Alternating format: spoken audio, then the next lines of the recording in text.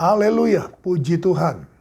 Selamat berjumpa kembali bersama dengan Gembala Saudara Pendeta Cornelius Abraham dalam GPDI VMM menyapa saudara dimanapun saudara berada. Kita tetap setia di dalam PPKM. Perintah, peraturan, ketetapan, dan melakukan firman Allah. Ulangan 6 ayat 1. Inilah perintah yang kusampaikan, inilah perintah yakni ketetapan dan peraturan yang aku ajarkan kepadamu atas perintah Tuhan Allahmu untuk dilakukan di negeri kemana kamu pergi untuk mendudukinya. Puji Tuhan, saudara. Perintah, peraturan, ketetapan, dan melakukan firman Allah. 1 Timotius 4. Tetap di 1 Timotius 4. Hari ini ayatnya yang ke-8. 1 Timotius 4 ayatnya yang ke-8. Latihan badani terbatas gunanya, tetapi ibadah itu berguna dalam segala hal, karena mengandung janji, baik untuk hidup ini maupun untuk hidup yang akan datang. Puji Tuhan, saudara. Jadi ibadah itu mendatangkan berkat Tuhan, saudara. Oleh karena itu, ayat 7 mengatakan, latih dirimu beribadah. Ibadah yang bagaimana? Ibadah yang menjauhi dongeng nenek-nenek tua. Menjauhi tahayul-tahayul. Tetapi yang membuat kita menjadi seorang pelayan, anak dan saudara dalam Kristus yang baik. Dengan menerima pokok-pokok iman yang baik, firman yang baik, ajaran yang baik. Nah, dengan demikian maka dikatakan, latihlah dirimu beribadah, ayat 7. Nah, ayat 8 berkata, latihan badani terbatas gunanya. Latihan saudaraku secara badani, secara jasmani terbatas gunanya. Tetapi ibadah itu mengandung janji dikatakan. Ibadah itu berguna dalam segala hal karena mengandung janji baik untuk hidup ini maupun untuk hidup yang akan datang. Jadi saudara kasih Tuhan, Paulus menuliskan, firman Allah tertulis saudaraku bahwa latihan badani saudaraku, sejasmani itu terbatas. Dia bicara saudaraku latihan. Tetapi latih dirimu beribadah. Tidak akan terbatas. Kenapa? Karena mengandung janji. Janji untuk hidup ini maupun untuk hidup yang akan datang. Jadi saudara kasih Tuhan, untuk hidup sekarang ini maupun untuk hidup yang akan datang. Jadi saudaraku, latihan melatih diri kita beribadah, saudaraku, kita menerima janji Tuhan dalam kita beribadah. Banyak janji Tuhan, saudaraku. Janji Tuhan yang terutama adalah rohani.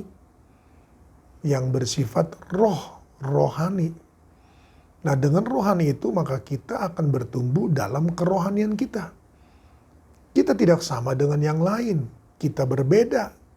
Untuk janji itu untuk hidup sekarang ini. Untuk hidup yang akan datang, maka kita, saudaraku, diajarkan untuk menerima, memiliki, dan berpengetahuan tentang hal-hal yang akan datang.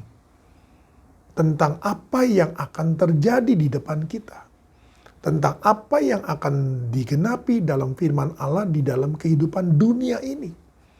Itu yang akan dikatakan bahwa untuk hidup yang akan datang, saudaraku. Jadi tidak bicara, di sini saudaraku ibadah. Jadi tidak bicara tentang surga, bukan. Tetapi saudara bicara tentang kita beribadah, ada firman Allah yang kita dengar, ada ajaran yang kita dengar. Itu membuat kita, saudaraku, menerima janji Tuhan dalam hidup kita sekarang ini. Dan untuk hidup kita yang akan datang, maka saudara Tuhan, kita bagaimana? Kita tahu, tadi saya sudah katakan, kita tahu apa yang akan terjadi, apa yang dunia akan hadapi, apa yang akan di depan kita, saudaraku. Dan apa yang Tuhan akan kerjakan juga bagi gerejanya, dengan berkat-berkatnya, saudaraku. Jadi kita bukan hanya belajar, saudaraku, penderitaan, masalah, saudaraku. Kita bukan hanya belajar, saudaraku, dengan kondisi yang ada, saudaraku. Tetapi kita belajar juga untuk mengetahui apa yang akan terjadi di depan kita, apa yang akan terjadi di hadapan kita, saudaraku. Jadi kita memiliki segala sesuatu yang dibutuhkan ketika hal itu terjadi dalam hidup ini, saudaraku. Dan kita sudah siap. Apakah saudara hanya masalah-masalah saja, saudaraku, yang akan kita ketahui? Tidak juga.